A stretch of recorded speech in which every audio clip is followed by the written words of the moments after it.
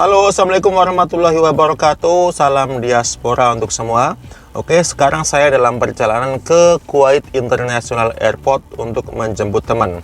Sekaligus pada kesempatan kali ini saya ingin memberikan informasi kepada teman-teman sekalian nih, khususnya teman-teman diaspora yang di Kuwait atau teman-teman yang mau datang ke Kuwait, tentang maskapai-maskapai yang bisa dijadikan pilihan untuk cuti nanti atau perjalanan pulang rekan-rekan sekalian. Jadi saya akan merekomendasikan 7 maskapai yang paling rekomendasi untuk jadikan teman-teman sebagai moda transportasi nanti ketika cuti atau traveling dari dan ke Indonesia Kuwait. Oke, memang pada masa pandemi ini beberapa maskapai masih menghentikan sementara rute Jakarta Kuwait mereka dikarenakan masalah pembatasan dari Kuwait atau masalah administrasi, juga masalah daripada di negara asal maskapai tersebut. Tetapi mudah-mudahan sooner or later, nanti cepat atau lambat, maskapai-maskapai tersebut kembali membuka rute mereka agar memberikan banyak pilihan bagi kita maskapai-maskapai yang atau pesawat-pesawat untuk kita cuti nantinya. Oke, maskapai ini saya rekomendasikan berdasarkan pengalaman pribadi, juga dari teman-teman, testimoni dari teman-teman yang sudah pernah pakai atau naik maskapai-maskapai tersebut. Saya sendiri sudah hampir pernah naik semua maskapai yang membuka rute Kuwait Jakarta ya, termasuk beberapa maskapai yang sudah stop layanannya seperti Kuwait Airways, Thai Airways atau Singapore Airlines. Oke, di nomor 7. Jadi ini kan 7 maskapai pilihan. Nomor 7 saya merekomendasikan Sri Lankan Air atau Sri Lankan Airlines. Jadi ini adalah maskapai nasional miliknya Sri Lanka. Tahu kan ya, negara Sri Lanka. Jadi maskapai ini akan membawa kita dari Kuwait ke Jakarta untuk transit dulu di Colombo, ibu kota Sri Lanka, tepatnya di Bandara Nike International Airport. Oke, satu keuntungannya, ini adalah maskapai dengan rute atau durasi terpendek jika dibandingkan dengan maskapai lainnya untuk rute yang sama. Jadi untuk Sri Lankan Airlines kita hanya butuh waktu kurang lebih 8 jam, kita sudah sampai ke Jakarta. Jadi transitnya ini adalah paling pendek di Colombo. Kalau keluarnya itu sekitar 1 jam dan baliknya hanya 1,5 jam. Jadi untuk teman-teman yang butuh waktu cepat, ingin buru-buru sampai pulang kampung atau Jakarta, ini sangat direkomendasikan. Kemudian yang kedua, dari segi harga. Jadi Sri Lankan Airlines adalah maskapai untuk rute Jakarta Kuwait ya, adalah maskapai dengan harga termurah jika dibandingkan dengan maskapai-maskapai lainnya. Jadi saya pernah mendapatkan harga itu sekitar 110 dinar atau 5 juta untuk pulang pergi Kuwait Jakarta. Itu adalah harga termurah yang pernah saya dapatkan selama saya cuti.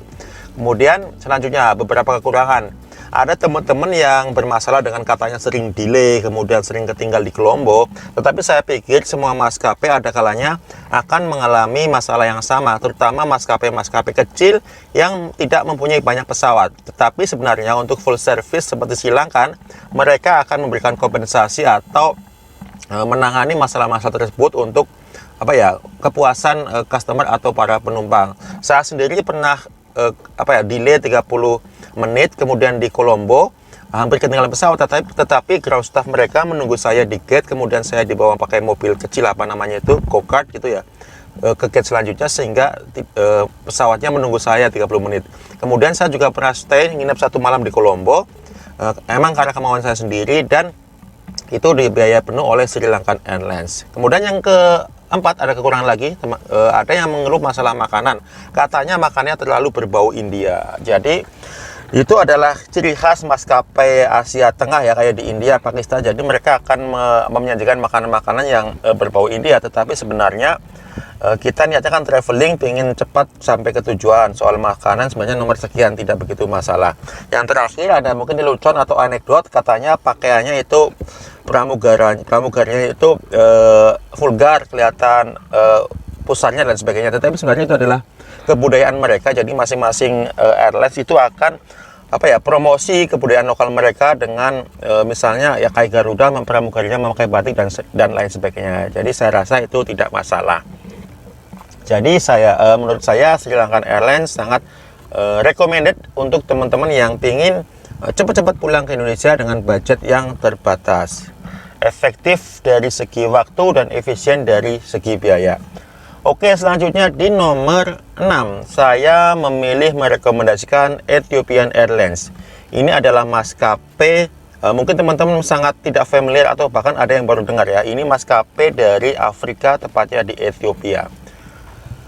Oke, secara waktu ya, durasi memang ini sangat tidak efektif. Jadi harusnya kan terbang dari Kuwait ke Jakarta itu ke selatan timur ya. Tetapi kita harus terbang dulu jauh ke barat sana, ke Afrika, tepatnya di kota Addis Ababa di Ethiopia untuk transit.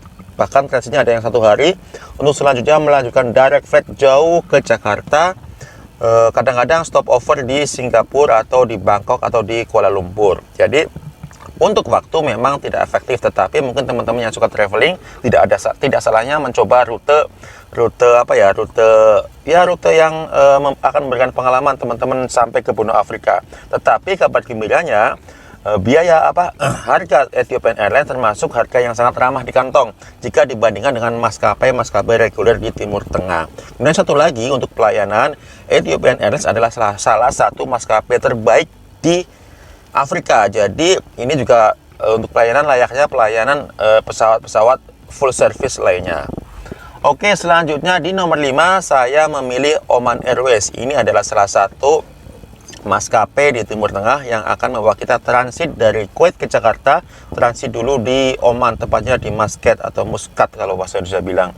Muscat International Airport. Ini bandaranya dulu memang sangat kecil, tapi sekarang mereka bandaranya sangat baru, sangat besar dan sangat megah.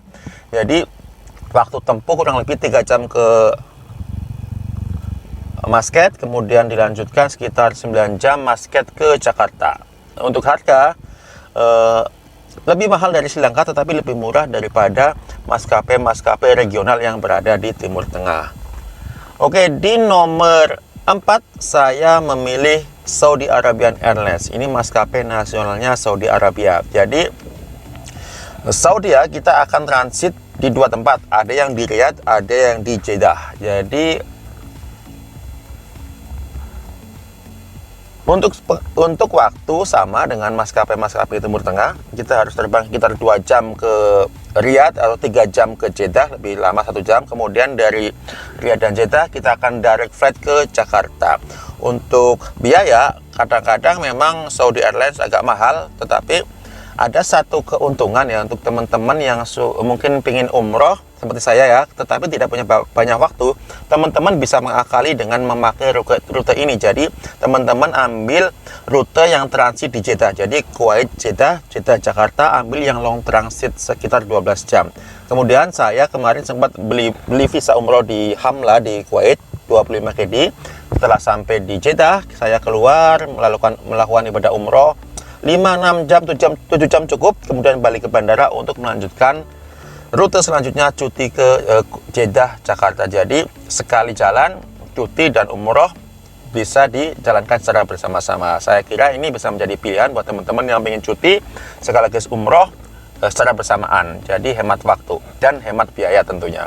Oke, di nomor 3 saya memilih atau merekomendasikan Turkish Airlines ya. Ini adalah maskapai pemain baru dalam arti yang terbang ke Jakarta. Jadi ini sekarang menjadi maskapai primadona para diaspora Indonesia yang berada di Kuwait atau yang akan traveling ke Kuwait. Jadi pengalaman apa yang mereka dapat? Jadi kita bisa ke Eropa dulu, ke Istanbul, mungkin jalan-jalan. Kenapa?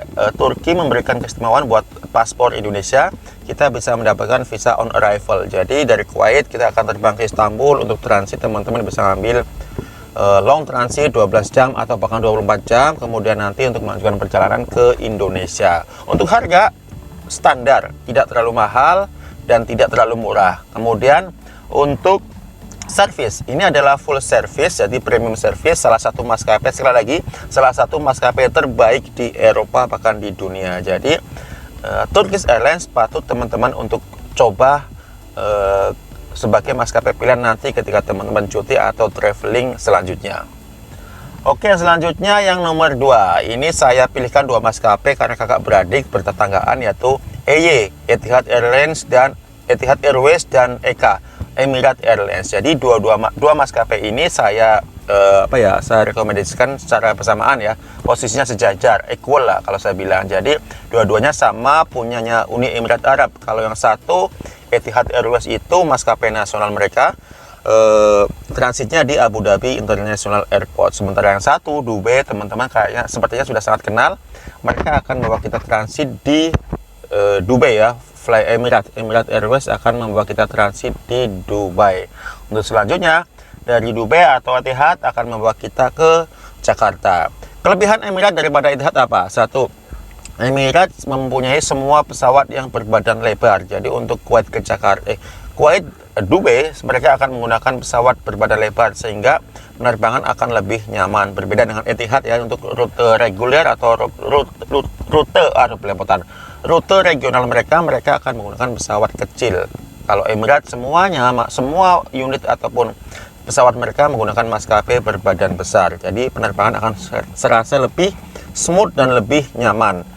Kemudian kelebihan lagi Emirates, mereka mempunyai destinasi Dubai, Denpasar, Bali. Atau jadi buat teman-teman ini warga Indonesia WNI diaspora yang di Kuwait yang ingin cuti ke Bali, bisa mengambil rute Kuwait Denpasar via Dubai ya, tanpa melewati Jakarta. Ini bisa menjadi opsi bagi diaspora Indonesia yang berasal dari Bali. Jadi Emirates, secara harga sudah jelas, harganya itu lebih mahal daripada maskapai yang saya sebutkan sebelumnya. Tapi kadang-kadang kalau low season lagi diskon, Emirates juga akan memberikan harga yang ramah di kantong. Oke, yang nomor satu pilihan saya rasa teman-teman sudah sangat tahu, familiar. Ini mungkin paling banyak dipakai oleh teman-teman ketika cuti ke Indonesia, terutama sekarang pada masa pandemi. Apalagi kalau bukan Qatar Airways. Ini maskapai nasionalnya Qatar. Dari Kuwait dia akan membawa kita ke Jakarta untuk transit dulu di Hamad International Airport Doha, dan kemudian secara waktu juga standar sekitar 12 jam itu untuk waktu dengan transit terpendek, sekitar 12 jam di Doha. Kemudian secara harga memang agak mahal ya kalau menurut saya. Saya jarang naik Qatar Airways karena harganya itu lebih mahal daripada maskapai lainnya, tetapi untuk servis mereka terbaik di kelasnya. Jadi kita akan mendapatkan apa yang kita bayarkan. Will get what you have paid. Jadi kita akan mendapatkan sesuai dengan harga membawa rupa lah. Kemudian lagi Qatar Airways juga mempunyai rute sama seperti Emirates, Doha, Denpasar ya. Jadi teman-teman yang dari Bali bisa menjadi opsi untuk teman-teman langsung dari Kuwait Denpasar via Doha tanpa melewati Jakarta. Oke, Qatar Airways juga merupakan satu-satunya maskapai yang tetap beroperasi dan menjelajahi seluruh dunia ketika musim pandemi kemarin. Tetapi Qatar Airways tetap terbang ke berbagai penjuru dunia termasuk ke Jakarta. Jadi saya tempatkan Qatar Airways di peringkat 1 maskapai yang paling recommended untuk teman-teman cuti ataupun traveling ke Indonesia. Oke, teman-teman diaspora di Kuwait atau yang mau datang ke Kuwait, itu tadi 7 maskapai rekomendasi yang bisa dijadikan pilihan teman-teman untuk terbang atau cuti Kuwait Jakarta atau sebaliknya. Mudah-mudahan bermanfaat. Sampai ketemu kembali di informasi-informasi seputar Kuwait selanjutnya. Terima kasih. Wassalamualaikum warahmatullahi wabarakatuh. Ilaliko.